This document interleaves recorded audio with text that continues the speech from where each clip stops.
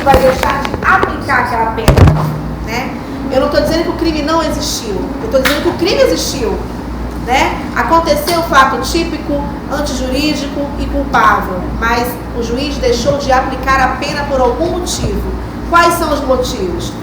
As causas extintivas da punibilidade, né? Ou seja, a punição ela é extinta mediante um problema, um assunto, né? Que a gente vai se apresentar para eles no artigo 107 do Código Penal.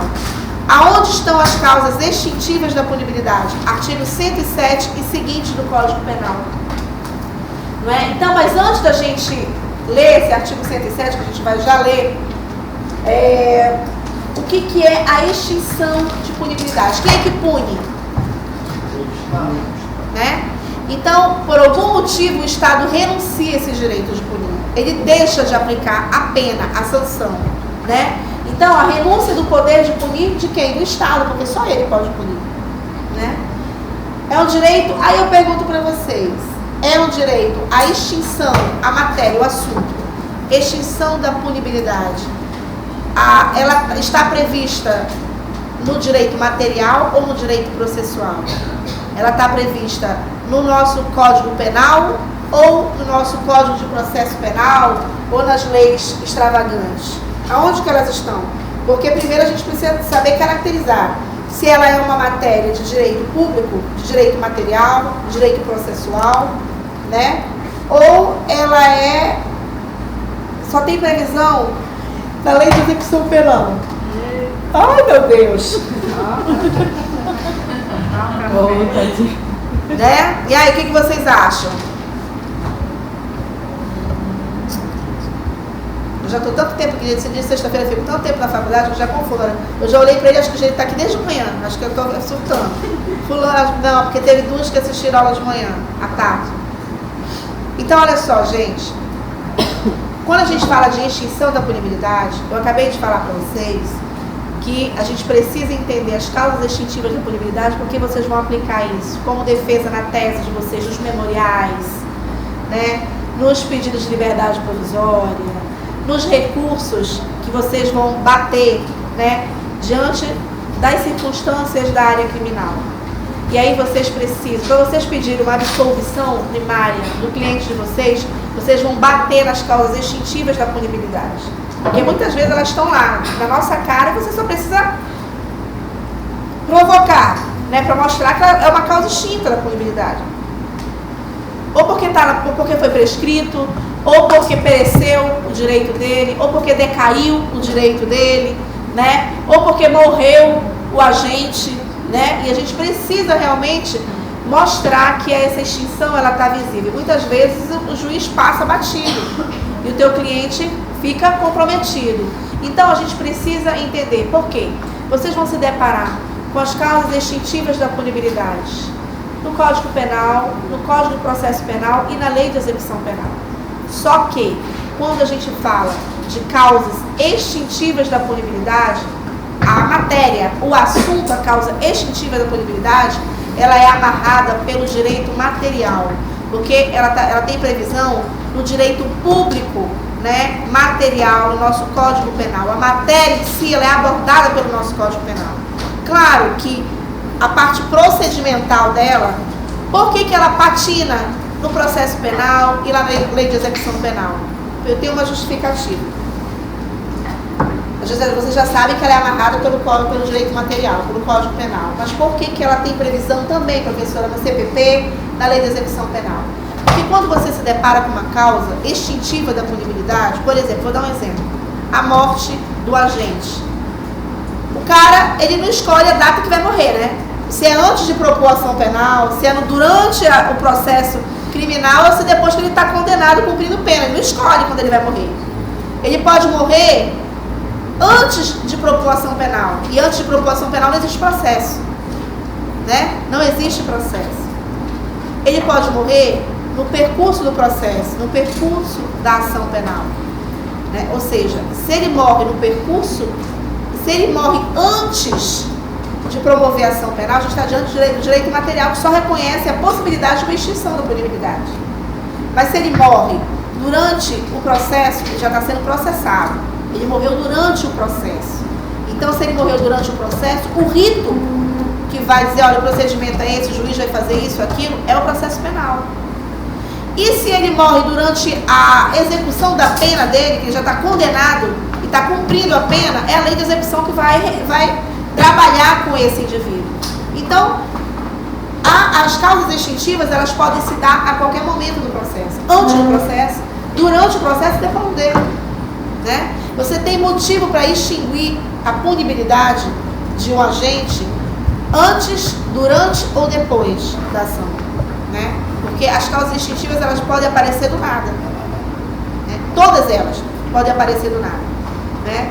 Então, até mesmo abolir-se crimes, né? Ou seja, a partir de hoje isso não é mais crime. O que era crime hoje, mas a partir de amanhã não é mais. E aí, o que acontece? O cara já estava, ele podia estar no meio de um processo. Se ele está no meio de um processo e aquele crime deixa de ser considerado crime, que é abolício, o que acontece? Esse processo ele é trancado. Né? Se o cara já está cumprindo pena, está sendo condenado e ocorre abolício, que é exatamente aqui a descriminalização daquele fato típico, né? Ou seja, aquilo que deixa de ser crime hoje, para amanhã não ser mais, o cara já está cumprindo pena por aquele crime que deixou de existir. E aí o que acontece? Tem que liberar o cara imediatamente, tem que soltar ele. Né? Então, o que acontece? As causas extintivas da punibilidade, elas não têm um momento adequado para dizer, eu declaro agora, extinta, eu tenho que esperar, né, um momento adequado, não, porque elas podem ocorrer em qualquer momento, né, antes de propor ação penal, durante o processo e depois da sentença condenatória transitada em julgado. Então, por isso que muitas vezes as pessoas têm dúvida com relação se é um direito material, se a previsão normativa da extinção da punibilidade está no nosso Código Penal, está no Código de Processo Penal, está na Lei de Execução, está em tudo que é lugar. Só que a matéria abordada, a extinção da punibilidade, está no nosso direito material, que é no Código Penal. Agora, o procedimento dela pode se dar em diversas fases, né? E aí, por isso que o CPP aborda, a Lei de Execução aborda, porque cada um no seu quadrado. Então, olha só, agora vocês sabem que eu botei uma interrogação, é um direito público material. Tá? Deve ser declarada de ofício pelo juiz em qualquer fase do processo. Leiam aí o artigo 61 do Código de Processo Penal de vocês. É um direito público material, né? Isso.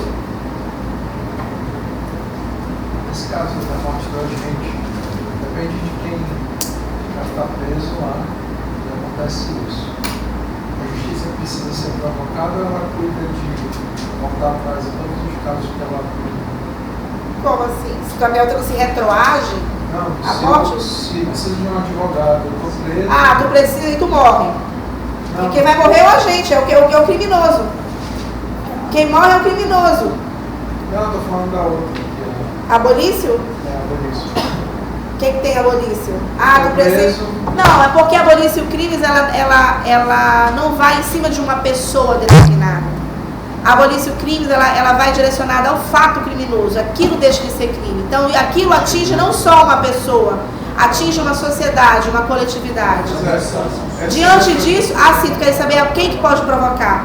O próprio condenado pode provocar, o juiz de ofício não necessariamente.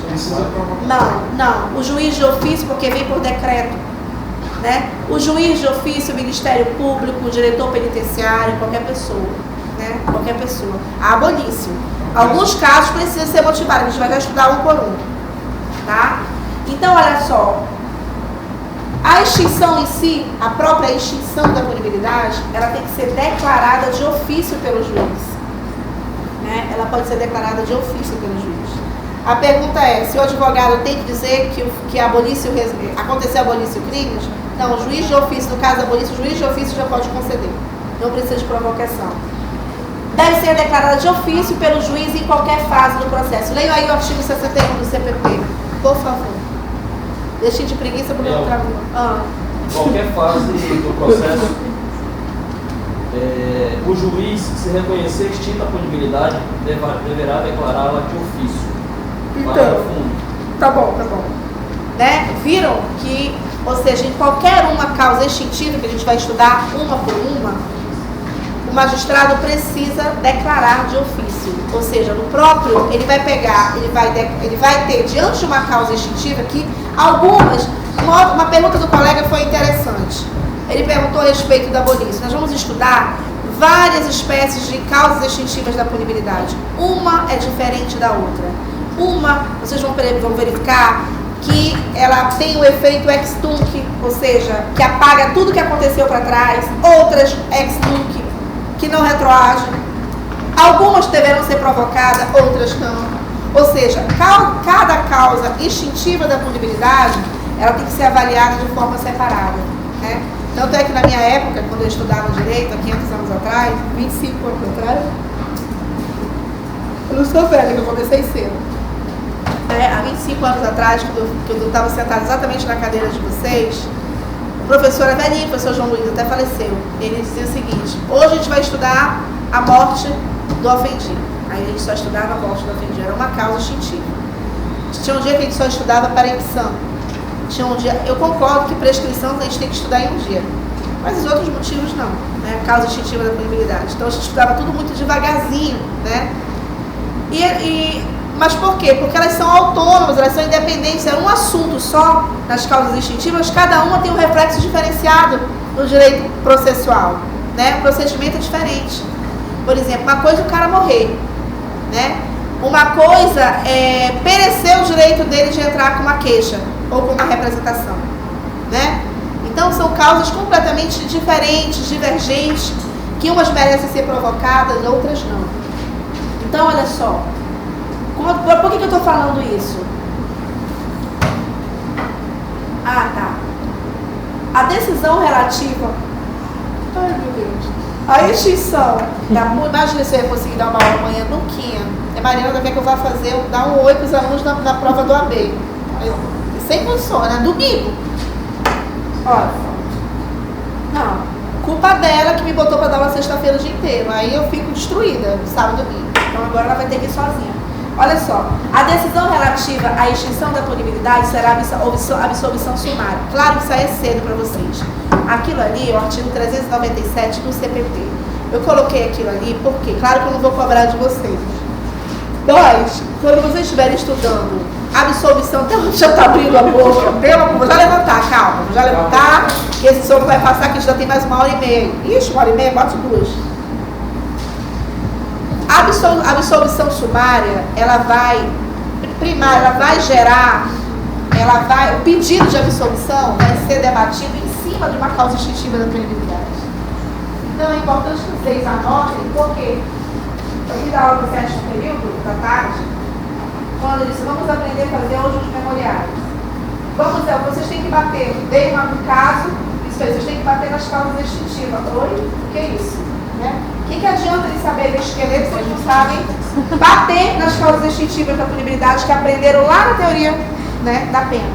Então é importante porque a extinção, vocês têm que saber que eles vão levar para a parte processual. E no 397. O momento para declarar a extinta punibilidade, em qual momento o juiz pode, que a gente já sabe que ele tem que declarar de ofício, né? É só na sentença lá, depois de transitado no julgado, né? Negativo. Ele não vai esperar até a sentença para extinguir a pena do indivíduo. Ele pode antes da sentença final, ele pode durante a ação penal, né? E depois da condenação. Porque a gente não sabe quando é que vai estar diante de uma causa extintiva, né? Vai esperar o camarada sofrer todo o processo, se for muito antes, esperar o cara passar por toda a persecução criminal para depois ele declarar extinta a pena dele, não. Aí isso não, né? A mesma coisa é você prender preventivamente uma pessoa, né? Prisão preventiva é uma cautelar. O próprio nome já diz preventiva. Ou seja, essa prisão ela não é fruto de uma condenação transitada e julgada. É uma cautelar apenas. O cara está preso ali só porque para não obstruir o processo, né, que começou agora, que vai iniciar agora. E aí é justo, né, por conta da morosidade do Poder Judiciário, de deixar o cara mofando preventivamente 5, 6 anos na cadeia, sem o processo andar. Não, né? Aí a gente já entra com uma liberdade provisória, juízo de liberdade provisória, né? Porque não é justo. O cara está preso preventivamente. E se ele não for condenado? Né? Porque pode acontecer, no processo penal tudo pode acontecer.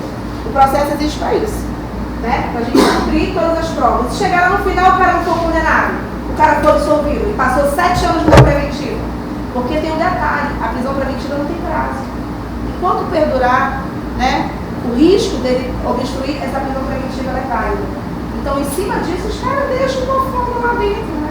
Estou preso cautelarmente. Isso é um risco, isso é errado. Porque a liberdade provisória ela não é uma exceção, é uma regra. A liberdade é regra. Né? A liberdade é regra. Então, a mesma coisa são as causas extintivas da punibilidade. Se você tem que extinguir a pena daquele indivíduo, né, você tem que deixar de punir aquele indivíduo por algum desses motivos, ele tem que haver essa renúncia imediatamente. Antes, durante ou depois da condenação. No momento que você tem ciência disso, você tem que declarar extinta a punibilidade daquele agente. Né? Então, que não deixe de ser infrator, porque ele foi um infrator, né, naquele momento. Não é porque ele morreu, mas naquele momento ele era infrator. Né? Não é porque prescreveu, mas naquele momento, antes da prescrição, ele era um infrator. Né? Então, antes de ser declarado de ofício abolício, ele era um criminoso. Né? Então, tudo isso a gente não sabe o momento adequado. Então, quando perguntarem para vocês qual o momento adequado para declarar extinta a punibilidade de alguém, em qualquer momento. Né? Pode ser antes, pode ser durante, pode ser depois da condenação. Né? Então, olha só. A extinção como um todo, eu não estou falando de forma separada, porque aqui vocês já perceberam, meu cara está tão bonitinho hoje, olha só. Já perceberam que a gente vai falar da morte do agente, que é uma causa, né? A anistia é outra causa, né? A graça e indulto são outras causas distintivas da punibilidade. A abolício, a renúncia, o perdão do ofendido, o perdão judicial são causas diferentes de extinção da punibilidade. A gente vai estudar separado cada uma delas. Ainda vamos ter que estudar retratação hoje, retratação para dar um quadro, né? Perempção e decadência. Vou deixar só a prescrição. Então, olha só. Quando eu falo na extinção da punibilidade como um todo, elas produzem seus efeitos a partir do momento da ocorrência. Por isso que eu digo qualquer momento, né? A partir do momento ela começa a produzir o seu efeito, da ocorrência. Operando ex tunc e ex nunc. Prestem bem atenção no que eu vou dizer. Eu anotei aqui que a extinção como um todo, ela poderá, né, operar ex tunc e ex nunc, ou seja, uma dessas causas pode operar apenas ex tunc, outras ex nunc. Ou seja, lembra o que é ex tunc e ex nunc? Retroágil. Uma direção hoje do da tarde estava patinho. Patinando essa história do congresso material da luz para ele. Olha só. Ex nunc. O que é o ex tunc e o ex nunc? O efeito ex tunc. O ex nunc retrógrado não, né? O ex tunc, ele apaga tudo para trás. Exatamente. O ex nunc, os efeitos só é válido a biografia. Permanece, o ex nunc, permanece todos os efeitos para trás. Né? Tudo que for para trás permanece.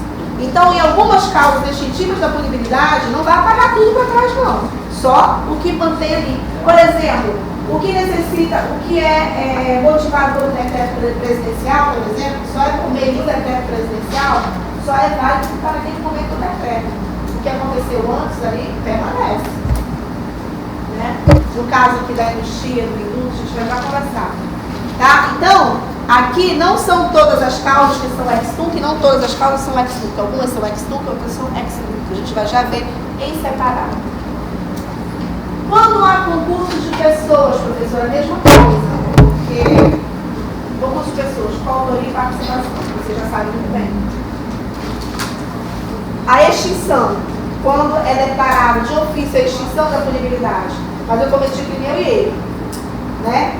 A extinção declarada de ofício por esse juiz vai atingir nós dois, ou só a mim, né? Ou a partir do momento que o juiz declara extinta a punibilidade dele, mas eu agir junto, automaticamente, né?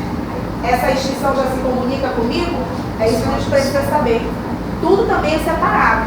E alguns vão se comunicar e outros não, né? Então, toda vez que as causas extintivas da punibilidade se derem de forma, nos casos de concurso de pessoas, aonde que vai se comunicar a extinção? Quando cabe a mim, cabe a você, né? Na abolício, A abolição vai se comunicar porque ela já é um fato, não aquele criminoso. Né? A abolição, a decadência que a gente vai estudar, a prescrição, né?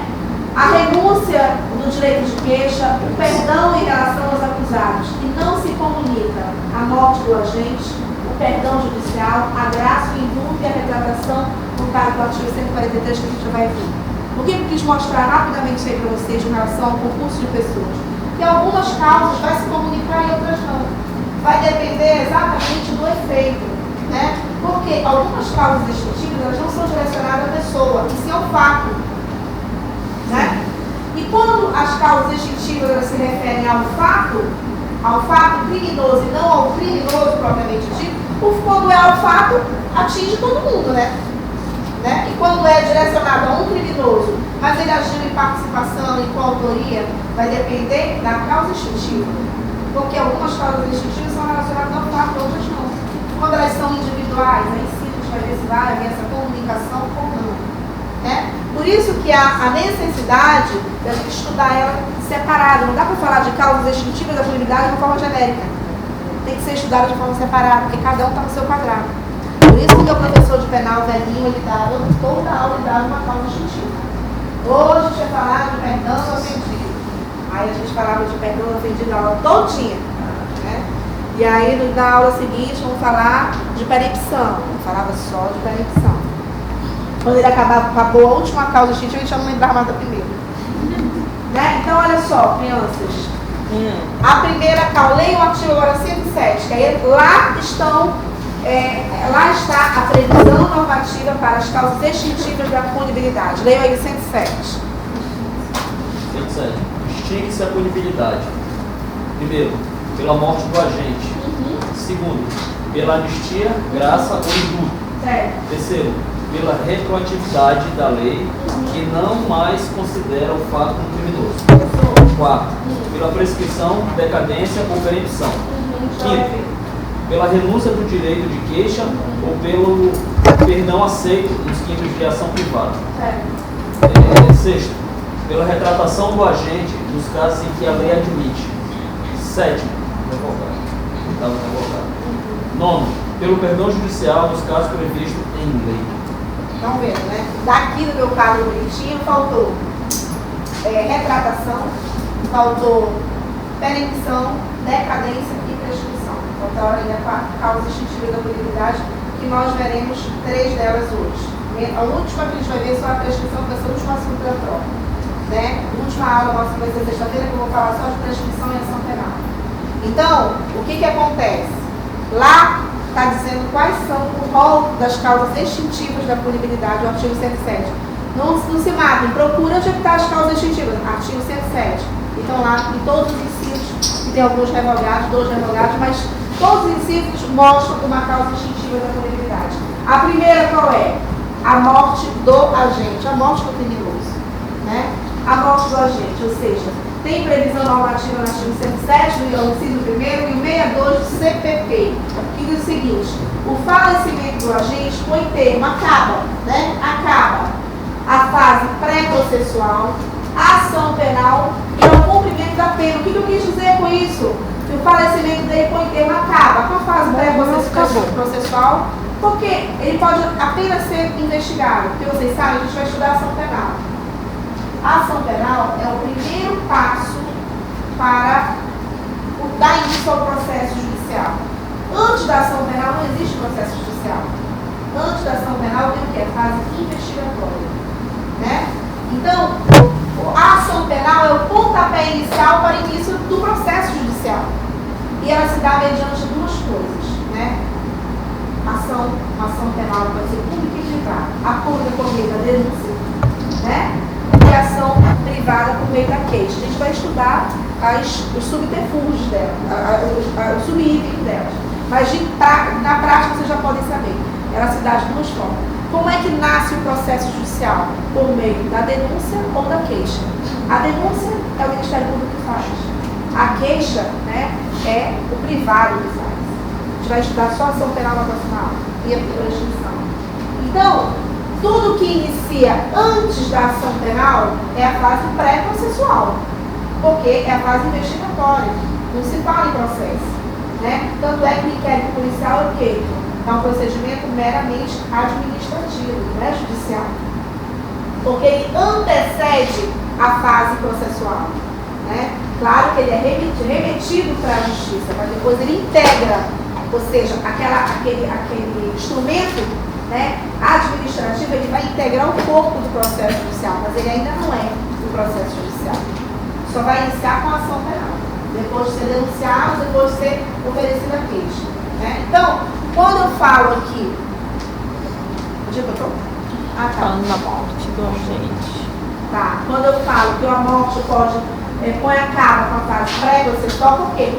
Se for na fase pré-processual, ou seja, na fase que antecede a ação penal, a denúncia ou a queixa, não se, exatamente. Não, ele não pode dar ensejo, porque perde o objeto. Né? O objeto se perde. Então a ação penal não pode. O juiz já declara de ofício a extinção da punibilidade. Não existe mais ação penal. Né? Com a morte do agente. Uma outra coisa. Põe termo à ação penal. Se põe termo à ação penal, se ele vem morrer no percurso, porque aqui a ação penal já existe, né? Ou seja, o processo está em andamento. Ele tranca. A extinção da punibilidade tem o poder de trancar. E o cumprimento da pena, o camarada solta imediatamente se for extinta a punibilidade. Solta, se o cara morreu. Calma, eu estou falando da morte do agente. Né? Então, extinta a punibilidade porque morto não tem como cumprir pena. Né? Calma, gente, é o som. Acabou. Marisa, poxa, devia ter lembrado o caso dela tarde. Né? Exatamente a Marisa. Ou seja, tem uma causa clara de extinção da punibilidade. Ela estava sendo processada. Ela já era ré no processo da Lava Jato. Né? E aí o que acontece? Ela morreu. E aí o juiz de ofício já extingue a punibilidade dela. Né? Que Deus a tem em bom lugar. Ela está encontrando tudo que é crime dela. Tudo foi ela que pensou. Coitada, a mulher era culpada de tudo, né?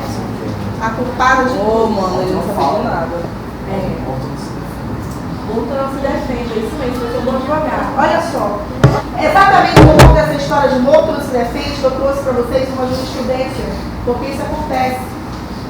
Para o juiz declarar extinta a punibilidade mediante a morte, né, do agente, vocês sabem que até o Gilmar Mendes está metido na Lava Jato, quanto mais uma certidão de óbito falsa. Né? Então, coisa mais simples para o brasileiro hoje, essa é a nossa fama, é fraudar. Né? Então, o que é fraudar uma certidãozinha de óbito? Uma mão com açúcar, né? E aí, por quê? Uma vez que essa certidão de óbito chega na mão do juiz, né? que está acompanhando aquele processo criminal, morreu, está aqui a certidão de óbito. Ele tem que extinguir a punibilidade. É uma causa extintiva da punibilidade. Né? Mas eu digo para vocês, nós já tivemos casos em que essa certidão de óbito é falsa e a extinção já houve. Ou seja, ela faz coisa julgada, né? Ela faz coisa julgada com essa questão do atestado falso. Morreu, extinguiu, já era. Agora ele vai resolver a falsidade, né, documental, ideológica, que for de falsidade lá em outra esfera. Não, né? Porque seria beneficiar demais o camarada. Então, esse é o entendimento da STF. Eu vou ler para vocês uma jurisprudência, porque não pensem que isso não é algo comum. Isso é comum. Isso é comum. Olha só. Por quê? Por que eu trouxe essa jurisprudência? Porque, inclusive, isso não está pacificado. Porque alguns doutrinadores entendem que isso não faz coisa julgada. Uma vez extinta a punibilidade, acabou, porque não tem revisão criminal para esse tipo de coisa. Então vai ter que ser debatido essa falsidade em outro processo. Já pensou? Né? Então é perigoso até. Deixa eu ler aqui a jurisprudência que eu achei interessante. Só você aonde? Muito fácil para livrar da... Deus. Olha só, crianças. É uma jurisprudência, extinção, punibilidade, certidão falsa, óbito. A turma, entre outras questões, ou seja, é do tribunal do... Ah, não, isso é do STF. Isso aqui é do STF. Eu disse o seguinte, entendeu que por ser revogada, entendeu que pode ser revogada a decisão que, com base numa certidão de óbito falsa, julga extinta a punibilidade do ora paciente, uma vez que não gera coisa julgada em sentido estrito. A formalidade não pode ser levada a ponto de tornar imutável uma decisão. Então, assim, ele se posicionou favorável a uma revogação de uma decisão dessa que extingue a punibilidade. Tem que voltar atrás. É um documento falso. Né? Porque a gente não pode olhar o direito com esse olhar positivado. Não tem como. Porque hoje por exemplo, nós temos vários exemplos desse. Né? Eu já até brinquei que logo que começou essa questão da delação da Lava Jato, delação da JBS, houve uma imprudência muito grande das redes de comunicação, principalmente da Rede Globo, né? Quando vocês ouvirem aquele pode desligar que é merda, né? Então, o que aconteceu? Diante disso, eles também não tinham provas nenhuma, eles já sabiam que foi um furo de reportagem, eles já sabiam que havia delação do Wesley, e já tinham relatos da delação, mas por saber de outra pessoa, né? Acredito que até mesmo isso deve ter sido ocasionado pelo próprio Joesley, né? Advogados e tudo mais querendo aparecer. Porque o que aconteceu? Diante disso, os juristas e alguns interessados fizeram 8 pedidos. Nós temos até ontem, acho que tinha uns 15 pedidos de impeachment, né? Do Michel Temer. 13 até ontem. Desses 13, 8 foram pedidos de forma errada, porque foram baseados exatamente em algo que não aconteceu. Porque eles não tinham ainda as provas, não tinham vídeos, e os 8 pedidos foram como um crime e foi outro. Porque ele praticou um crime a partir do momento que ele é conivente, né? Ele é conivente com uma conversa de que ele, como presidente da República, ele não poderia estar naquela conversa, né? Mas só que o pedido foi feito de forma equivocada, ou seja, o pedido foi direcionado a um outro crime, ou seja, ele estava ele diretamente instigando o delator a calar a boca do Cunha com dinheiro, com propina. Isso não aconteceu, né? No áudio. Ele foi conivente, ele não instigou. Então, isso foi errado. Tanto é que a OAB agora está refazendo o novo pedido, né? E estão vendo que não cabe, isso gera nulidade. Isso fortalece, inclusive, ele como presidente da República, né? Então, o que eu quero dizer para vocês? Que tem que saber fundamentar e formular esse pedido. Não adianta só fazer por fazer, né? E foi sem fundamento, foi sem embasamento legal nenhum. Só no disse-me-disse, né? Uma possível delação, que a delação veio depois, o áudio veio depois. O áudio foi editado. Isso na perícia, né? A perícia, porque na verdade ele nomeou assistente técnico. Isso foi um parecer porque o laudo não fechou. O laudo oficial só sai com o perito oficial. E claro que o assistente técnico vai bater, né? Eu cansei de bater perícia e levar pancada também.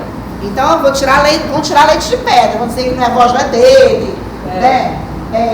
Que ela foi editada. Isso são apenas pareceres, porque existe uma diferença entre o laudo oficial e o parecer do assistente técnico, né? Então existe a gente não sabe qual é o laudo oficial ainda, só é o famoso disse-me-disse. Então olha só, gente. Professora, basta ser editado, sei lá, 2 vezes, mas o trecho que compromete o tempo de estar inteiro, a edição já não prova. Não, depende da convicção do magistrado, né? Que a gente chama da perícia, no corpo de delito da perícia, o princípio da livre convicção mínima do magistrado. Vai depender se ele achar que não compromete, se ele achar que compromete. Ele é o perito dos peritos, né? É o perito dos peritos. Então, olha só, por isso que o Temer nomeou o assistente técnico, né? Para exatamente bater o laudo oficial. Então, a gente já sabe que a certidão de óbito não gera coisa julgada sem entendimento da STF, mas infelizmente não é pacificada, né? Ou seja, caso isso aconteça, a gente também tem que provocar o Poder Judiciário para provar que lá nós vem tentar revogar uma decisão, né? Talvez. E aí, olha só, claro que isso daqui todo mundo sabe, mas vocês questão de anotar, herdeiros não serão responsabilizados pelos crimes de seus antecessores, permanecem os efeitos civis, né? Artigo 63 do Código de Processo Penal, ou seja, se o cara morreu, ninguém, o filho dele, a mulher dele, não vai poder pagar pelo crime que foi cometido, né, por ele. Mas se ele matou, mas ele roubou, gerou uma dívida, né, um dano a ser reparado, um dano na esfera civil permanece. Né? O dano na esfera civil permanece. Agora, os herdeiros não poderão ser responsabilizados criminalmente. Né? O Código de Processo Penal não prevê isso. Então, olha só, tudo bem até aí a morte do ofendido? Do ofendido não do agente? Né? A outra causa extintiva é a anistia, antes de lei. A gente sempre diz assim, anistia, graça e indulto, é automático, né? Anistia, graça e indulto. Sabe diferenciar o que é um e o que é o outro? A anistia da graça e do indulto? A graça e o indulto é a mesma coisa, só que a graça é individual e o indulto é coletivo. Tanto é que a lei de execução penal trata, não fala de graça, fala de indulto individual. Né? Ela não usa esse termo graça, ela usa o termo indulto individual porque é a mesma coisa, a graça e o indulto individual. Então vocês sabem a diferença da anistia? O que é anistiar alguém? Se anistia alguém ou se anistia o fato? Eu coloquei aqui, ó. Olha, a previsão está no artigo 21, inciso 17, 48, inciso 8 da Constituição. A competência é da União, né? União através do Congresso Nacional. A União e o Congresso Nacional vai anistiar ele? Né? Não. Né? Então, quando você fala, na verdade, o que acontece? É o esquecimento jurídico de uma ou mais infrações penais. Declaração do poder público, ou seja, da União, através do Congresso Nacional, né? De que determinados fatos se tornaram impuníveis por motivo de utilidade e relevância social. Não tem mais interesse em deixar aquilo merecer ser punido. Né? Então, o que? Você vai anistiar. Só que quando você vai anistiar, você anistia o fato. Né? E os anistiados são beneficiados por aquilo. Aquilo deixou de ter relevância social. Né? Deixou de ter uma relevância de utilidade para a sociedade. Então, não vai ser só tudo, vai ser beneficiado por todos. Né? A sociedade vai ser beneficiada. Então, é o esquecimento jurídico de uma ou mais infrações penais. Aqui, olha, quando se trata de crime político, se chama de anistia especial. Né? Crime comum, a anistia comum. A anistia pode alcançar muitas pessoas, se refere a fatos. Opera ex tunc. Quando um crime desse é anistiado, né, com fato típico e jurídico anistiado, ele opera ex tunc, ele apaga tudo, porque se já não tem interesse para a sociedade nenhum, por que vai gerar, né, o efeito de uma sentença condenatória que não tem mais interesse, é interessante para a sociedade? Então apaga tudo, né? A anistia apaga geral. Então, mantém os efeitos civis, no caso de uma reparação, sempre tudo que for. A divisão é entre a parte processual penal e a parte civil. Quando a gente fala que apaga, ou seja, quando a gente fala do ex tunc, apaga tudo que é efeito de uma sentença condenatória na área criminal. A esfera civil a gente não tem como alcançar, não é competência nossa. Exatamente. Essa é a mais comum do que a gente pensa. Né? É até legal. Não é? Um exemplo é a anistia fiscal, que o colega acabou de... Claro que o Código Tributário, ele prevê isso de uma forma diferenciada, que é diferente do Código Penal, mas o exemplo dá para a gente entender como funciona. Né? Exatamente, hoje eu gostei desse exemplo que a Cátia me deu, da Marisa, eu perdi o exemplo da Marisa. Vou voltar a aula só para falar da Marisa. Então, olha só, meninos, anistiado o crime, o sujeito cometeu, se o sujeito, aqui está, errei, se o sujeito cometer novo delito, não será reincidente, porque ele apagou, né? Quando é anistiado, acabou. Né? Ele não volta, se ele voltar a praticar um novo crime, ele não é considerado reincidente, porque o efeito dela é ex tunc, ela destrói realmente tudo o que foi um efeito um dia de uma sentença condenatória. Né? E aí, isso é a anistia, ou seja, o sujeito cometeu um novo crime, chapéu, ele começa do zero. Muito, não é da nossa época, nós somos jovens, né? Mas se falava muito em anistia, né? E aí, olha só, essa palavrinha de graça, por isso vai sair cedo, eu acho que mais 11 horas não sei. A graça, Já tem mais um padrinho desse. Sempre que vocês estão com pressa. Olha, minha primeira alimentação hoje foi uma sopa. Porque essa daqui eu tava me ligando. Cadê o Monique? Você levar junto no médico. Olha, eu nem vi a artista sair. Né? E ficou me cobrando, professora, 6h30. Ela falou 6 horas. Estava comendo uma sopa. Olha só, quase que eu me engajo, literalmente. Então, olha só. Graça é um pedido de clemência. Só que a graça, ela é conhecida pela execução penal como indulto individual. Porque ela é individual, ela vai atingir somente a você que vai pedir, que vai pleitear. Né? É um pedido de clemência soberana, destina a pessoa determinada e não o fato. Aí o que acontece? Denominado indulto individual. Perdão do criminoso pelo presidente da República. Você direciona isso ao presidente da República. O condenado pode pedir direto ao presidente da República? Claro que o João ninguém não vai interessar, né, ao Temer. Por isso que tentaram aplicar o Bataíba, né? Exatamente. Mas o que acontece?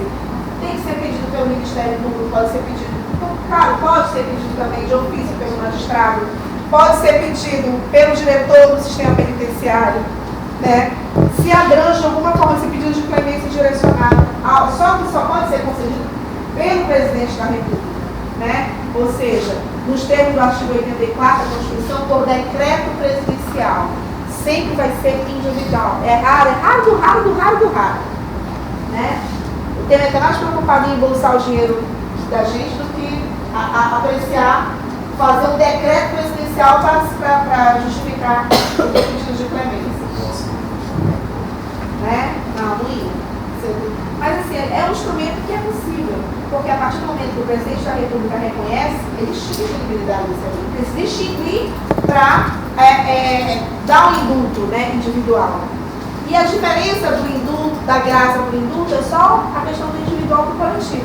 Porque aqui também é um pedido de perdão, né, concedido ao criminoso pelo presidente da República por decreto, abrange várias pessoas, porque se refere ao fato que vai atingir aquele povo todo, né, concedido sem requerimento. Não pode ser de ofício, mas sem requerimento também vale. Exatamente. Não é bem, eles chamam de indulto natalino, mas o juiz cita o seguinte, que a partir quem foi condenado com uma pena privativa de liberdade, no período, exemplo, de 20 de dezembro de 2015, uma condenação, a 30 de 31 de dezembro de 2016, eu concedo o indulto, a gente chama pelo período, né, que é concedido, eu concedo o indulto para as pessoas cometerem os crimes X. Aí abrange um monte de gente, né? Abrange um monte de gente. Então a diferença é que o indulto individual, o pedido de clemência é teu, né? E no indulto coletivo, né, ele abrange os fatos, ele vai atingir o fato. Você que tem que se adequar àquele fato e que está sendo, né, beneficiado. Então, ainda tem outro detalhe. Da mesma forma, o presidente da República, por decreto, abrange várias pessoas, aí a diferença, só que pode ser pleno e pode ser parcial. Ele pode extinguir definitivamente a punição, né, o indulto, mas ele pode dizer que ele vai apenas, no indulto, beneficiar ele sair junto de um sistema mais gravoso para o menos grave. Aquela questão da progressão, tem a progressão do regime?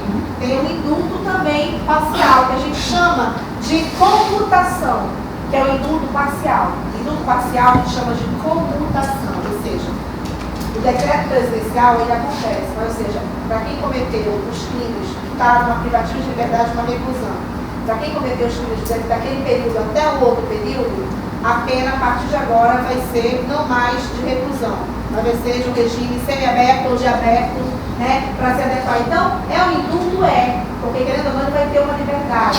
Só que vai ser um indulto parcial, porque ele não vai ter extinta integralmente a punibilidade dele. Ele vai ter a pena extinta parcialmente, né?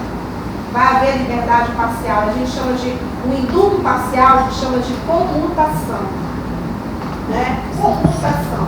É um indulto parcial. A gente brinca, mas na verdade, claro que o indulto se refere a muitos países trabalham com isso. Mas no Brasil é benefício para bandido que não se acaba, né? Não é não? Para tudo tem um jeito, né? Tudo tem um jeito. Até mesmo para que a gente falou da questão do livramento condicional. Até mesmo para quem cometeu um crime bravo, tem direito ao livramento condicional. Né? E aí, olha só. Tudo bem que é o indulto? A graça e o indulto, os dois, tanto faz individual como coletivo, extingue somente as sanções do decreto. Ou seja, estou dizendo que ele opera ex nunc e não ex nunc, porque o decreto é ali, ó. Ele vai atuar aonde o decreto dizer de tanto a tanto, né? Ele vai ser, o indulto vai trabalhar de tanto a tanto. Ou seja, só o que o decreto determinar. Não é o efeito apagar tudo. Ou seja, vai permanecer os demais efeitos da sentença condenatória. Então, se ele vier cometer um outro crime, ele vai ser reincidente, diferente dos demais. Diferente dos demais. No caso do indulto da graça, né, que é por meio do decreto presidencial, mas o que quando a gente vê que é o decreto, é só naquele período em que ele estiver abrangido pelo decreto presidencial. Os demais efeitos da sentença condenatória vão permanecer. Tanto é que se o camarada voltar a praticar um novo crime, ele é considerado reincidente. Porque não apagou o passado, né? Os efeitos da sentença condenatória permaneceram. Ok? Vamos passar para abolício crimes, que eu já até falei um pouquinho. Hoje a aluna da tarde falou assim, professor, o que está escrito aí é sebolícios, né? De abolícios. Por conta da minha letra A, eu imagino ela não saber a letra, quanto mais o que significa abolícios. Né? Olha só, foi natural, não serve ninguém saber, né? A gente está aprendendo hoje, né? Abolício crime. O que fala o artigo 2º do Código Penal que vocês têm que saber de qual são os chaves? O artigo 2º todos têm que saber de quais são os chaves. Hoje o aluno da tarde já respondeu ele todinho. Ai. Leia aí o artigo 2º. Ninguém pode ser punido por fato de lei posterior, deixa de considerar crime exceção do critério. Não é isso? Se hoje eu estou condenado por um crime que amanhã ele não é mais, eu não tenho por que estar pagando por uma coisa que deixou de existir, né? Então, se há uma lei posterior que desconsidera aquele fato como criminoso, eu tenho que ser beneficiado por isso. Então, a polícia é exatamente isso, né? A descriminalização do fato em decorrência da desconsideração de ilícito por lei posterior. Agora, se ocorrer antes da denúncia, né? Não tem porquê o cara ser denunciado, já não foi crime, já não é crime, né? Se ocorrer dentro da ação penal, a polícia aqui não estou sendo processado, mas aquele crime deixou de existir, então eu tranco aquela ação penal. E se eu já fui condenado, eu tenho que ser liberado imediatamente em decorrência da polícia aqui. Não posso estar sendo punido por algo que não existe mais. Né? Já pensou que se permanecesse o crime de adultério, né, você e teus homens, então estariam todos, né, no chachado. Os advogados estavam bilionários até não é? Então, deixou de considerar crime o que era crime até pouco tempo. Né? O que tinha de criminoso nesse país? Não? O que tinha de criminoso nesse país? Exatamente. Era uma vergonha para o nosso Código Penal. Dizer, nossa, que crime é esse que todo mundo comete, né? Todo mundo criminoso. Falando vocês, falando eu não, falando vocês. Assim, o adultério é um fato típico desse aqui. Deixou de ser considerado o que era até pouco tempo. Né? Então, quem estava lá pena, seja privativa de liberdade, seja restritiva de direito, porque cometeu o crime de adultério, né? Antigamente a mulherada filmava, tirava foto, né? Para provar que o marido estava traindo. É a dignidade humana do homem. Né? Aqui, ó. Dignidade humana do homem. Aí o que acontece? Olha, a gente tem marido e mulher aqui, é? Não, Ave Maria, misericórdia. Vou falar pra Pamela. Então, olha só, não é justo, né? Um crime que deixou de ser crime e o camarada está no chachado por algo que não existe mais. Ah, eu acho que deveria estar lá. Deveria estar lá até hoje, né? Sem Essa nem forma. Sem cabeça, um dos dois que foram degolados, só porque não pagou 3 meses de pensão. Né? Podia ser exatamente aquele que trai a família lá durante anos, tem a cabeça degolada, lá para aprender. Né? Teve a cabeça e fez outras coisas. Então, olha só. A renúncia, podemos ir. A polícia não tem mistério? Tem? Não. Já que não é cebolismo aqui, a gente avança. A renúncia, né? Artigo 107. Agora a gente começa a trabalhar com uma situação que vocês vão aperfeiçoar a partir do momento da próxima hora que a gente conseguir falar para vocês de ação penal. Porque aí vocês vão entender um pouco melhor isso daqui.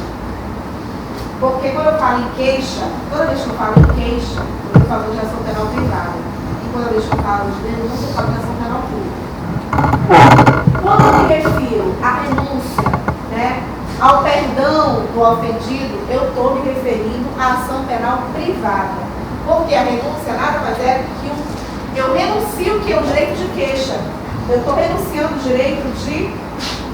Porque eu tenho determinado crime, a gente vai estudar a ação penal, que ele só vai para frente, ele só vai ser processado se eu oferecer a queixa. Não. Já vi a permissão. O direito, você renunciar ao direito de queixa é uma coisa. Você, quando eu falo em permissão, é que você ficou inerte no processo, paralisou. Exatamente.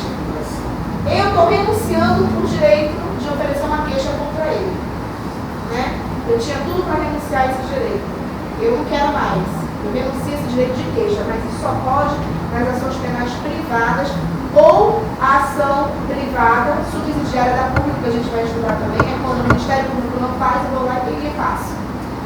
Né? Vocês vão entender melhor quando estiver falando de ação penal privada e pública.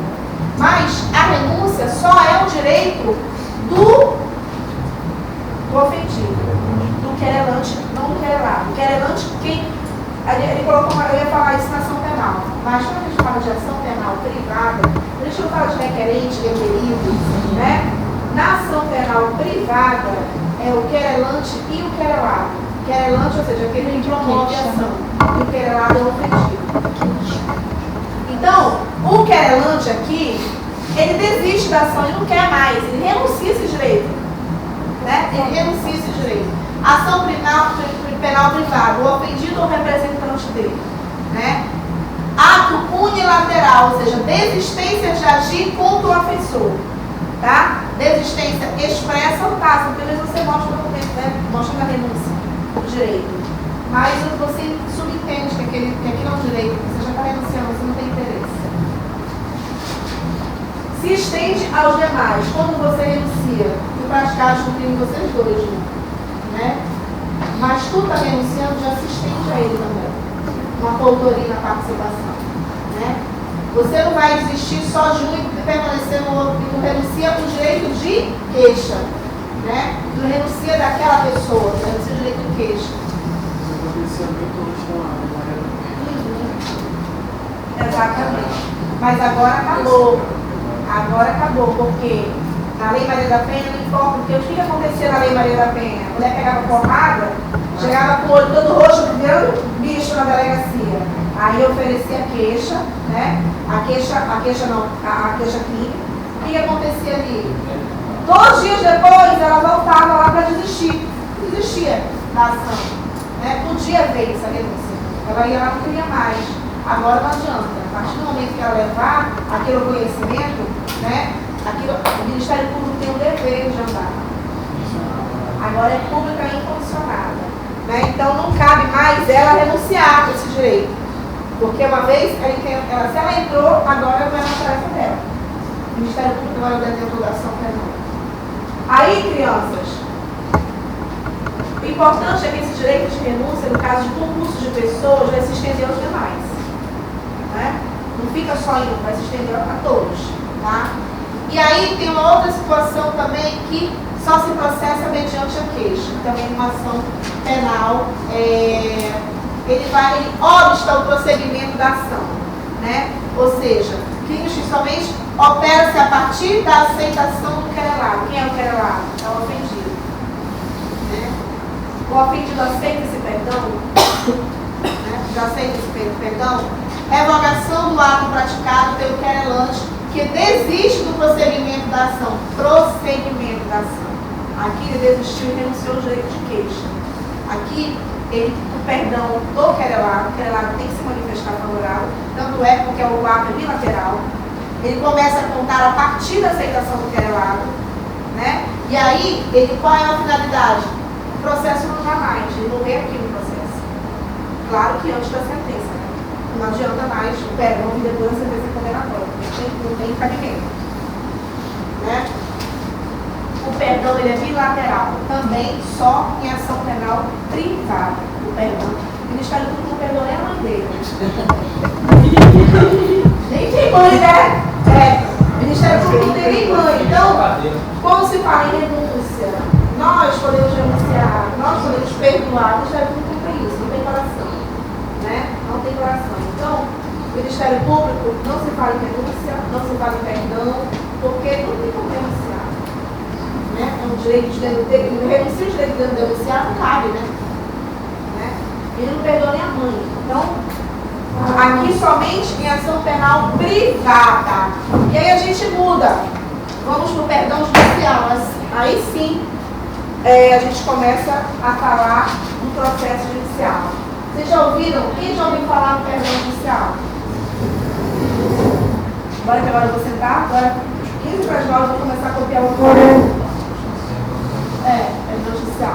O que é o perdão judicial? O perdão judicial é um instituto extremamente usado, né? Nos crimes culposos.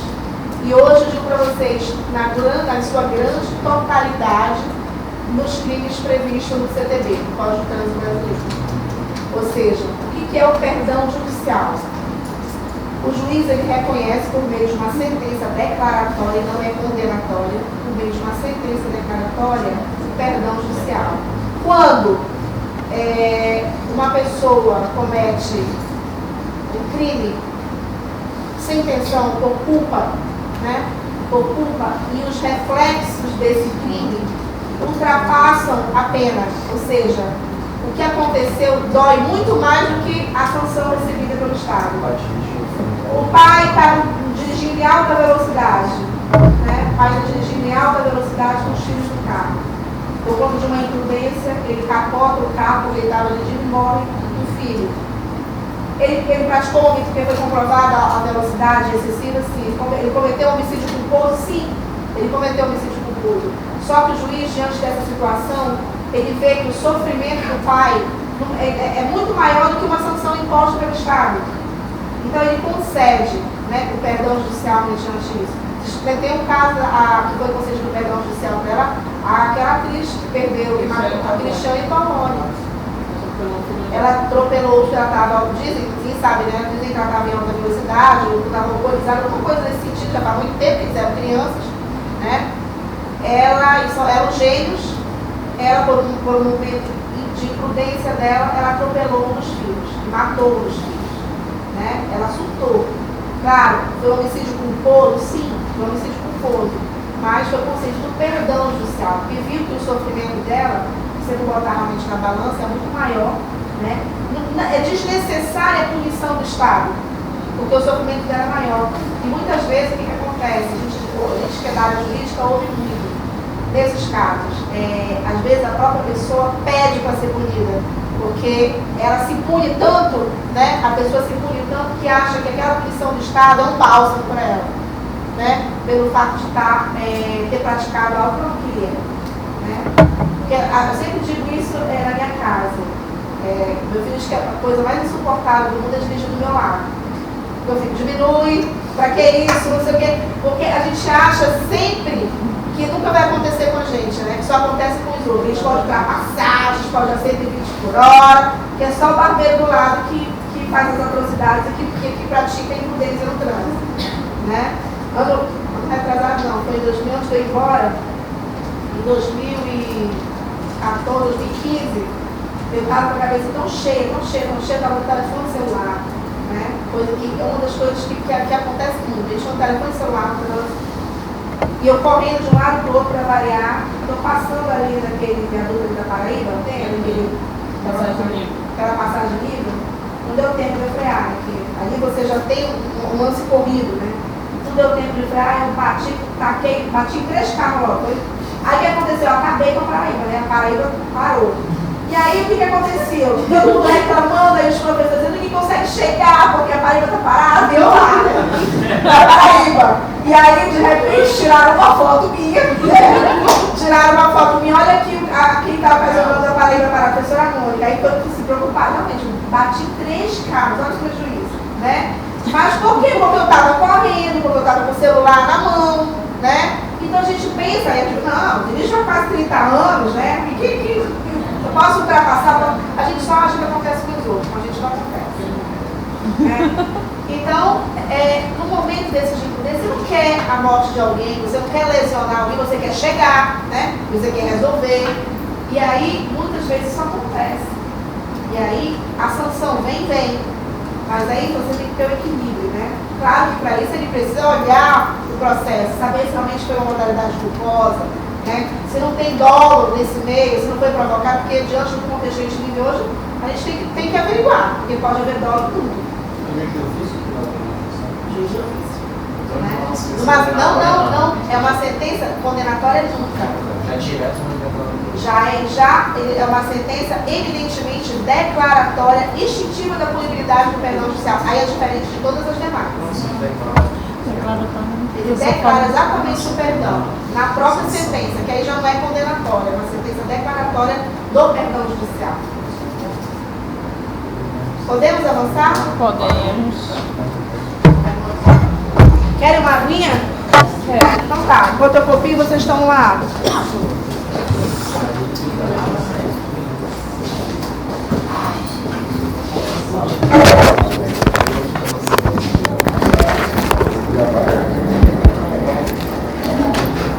Gente, vamos acabar com essa graça. Retratação. Primeiro, retratação só cabe nos crimes de calúnia e difamação, crimes de falso testemunho, falsa perícia e lei de imprensa. Na verdade, antes da sentença, né? Que não dá para o cara se retratar depois da sentença. Foi brincadeirinha, né? Brincadeirinha, né? Não deu certo. Né? É impossível, né? Então, essa retratação, ela tem que ser antecedida desses crimes, antecedida da sentença. Então, olha só, a gente reconhece o erro praticado, desfaz sobre o que foi dito, né? Porque, eu me senti difamado, né? Eu me senti caluniado, o cara me caluniou. Eu vou, como é uma ação privada, né? Uma ação eminentemente privada, ele necessário que seja mediante queixa. Mas eu posso me retratar, né? Ou seja, antes da sentença dizer, não, calma aí, não foi bem isso. Então o juiz já extingue a punibilidade antes de condenar alguém, né? Porque se o cara se retrata depois, aí ele se complica, né? Porque aí ele vai se complicar. É o momento em que o direito dá para ele consertar o que ele fez, porque depois não tem mais remédio. Então, a retratação é pouquíssimo utilizada, mas nos juizados, né, a gente reconheceu o erro praticado, desfaz sobre o que foi dito. Artigo 107 é uma causa extintiva da punibilidade, no inciso 6º, só acontece nos crimes de calúnia e difamação, crimes de falso testemunho, falsa perícia e lei de imprensa, que a lei de imprensa vive sendo abordada com isso, né? Então, é possível uma retratação? Tu sabes bem que pode. Então, a retratação é possível. Agora é aquela que eu já errei uma que o JN teve que retratar. Não é? Tem que se retratar, porque depois não adianta de vir uma sentença condenatória, vir algo, se opa, brincadeirinha, não foi bem assim, um erro na minha matéria local. A minha matéria local. E que é, eu já falei disso? Na retratação já, né? Já. A decadência e a permissão, vocês estão me que são institutos diferentes, mas são fáceis também de entender, né? O que é um e o que é outro? Eu vou falar automático. A decadência é a perda do direito da ação privada. Qual é a ação privada? Não é ação penal movida por meio da queixa, né? Ou de representação, em virtude de não ter sido exercido dentro do prazo estipulado por lei. A queixa, ela não é oferecida dentro do prazo legal. A partir do momento em que acontece o fato, né? Acontece o fato criminoso, a partir do momento que eu sei que aconteceu, eu tenho 6 meses. Isso porque é uma ação penal privada. A gente também fala aqui de ação penal privada. né? Eu tenho, é o prazo que a gente chama de prazo decadencial.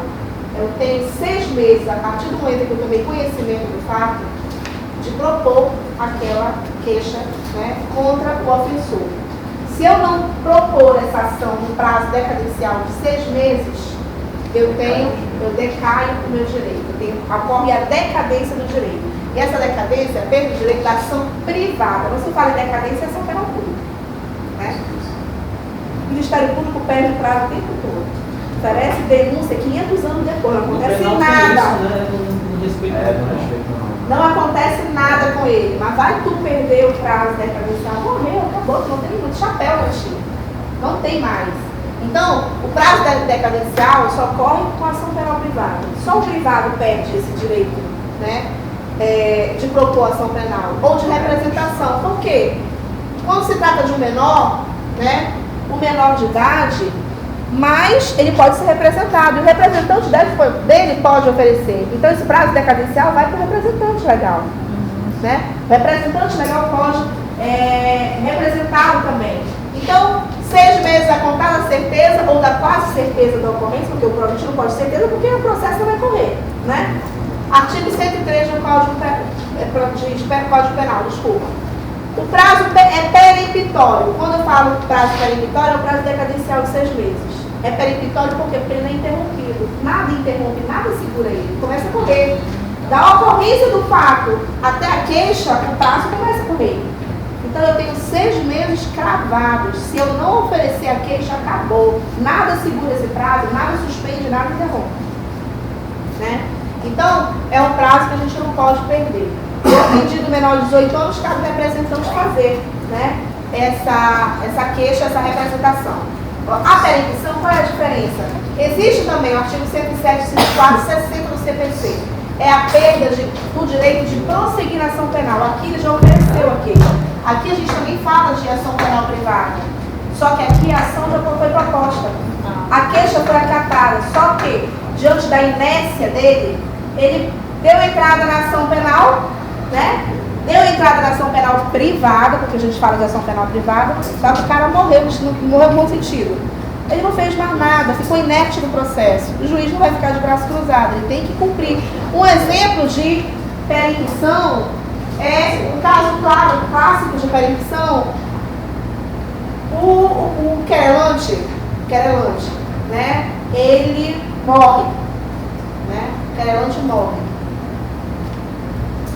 O cônjuge dele entra como um sucessor para promover essa ação penal. Já fez. O querelante entrou com a ação, né? O querelante entrou com a ação. Só que ele morre no percurso da ação penal. Como ele morre, ninguém movimenta esse processo. O juiz precisa saber, precisa ter acesso à certidão de óbito, né? Para acontecer. Só para fazer o que? Para extinguir a punibilidade antes da morte, né, dele. Só que o que acontece? A mulher dele, como um exemplo, o cônjuge deixa, né, de fornecer essa informação ao juízo. E aí, no prazo de 60 dias, se isso não acontecer, ocorre a perempção.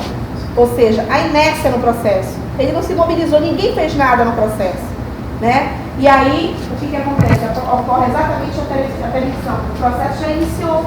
Só que, diante da inércia, é uma sanção. O juiz se coloca como uma sanção ao querelante em decorrência de sua inércia. Em decorrência dele ter provocado o Poder Judiciário, né, ter atiçado o Poder Judiciário e não ter feito nada. Tem gente que faz isso, né? Move a ação penal privada e deixa acontecer. E não participa, não vai para as audiências, né? Não responde ao rito. E aí o juiz cita e nada. Aí o que acontece? A perempção, porque não dá para ficar de braço cruzado. Então a diferença de um para o outro é que na decadência ele perde o direito de propor ação penal, uma vez que ele perdeu o prazo decadencial. Aqui ele já moveu a ação, só que ele ficou inerte diante do processo, né? E aí o juiz de ofício declara a perempção também, né? O juiz também aqui declara a perempção. E aí tem extinta a punibilidade do ofensor, né? Porque quem tem interesse em promover um quis dar andamento, então ele vai extinguir a pena do cara, né? Ou seja, do ofensor. Só na ação penal eminentemente privada.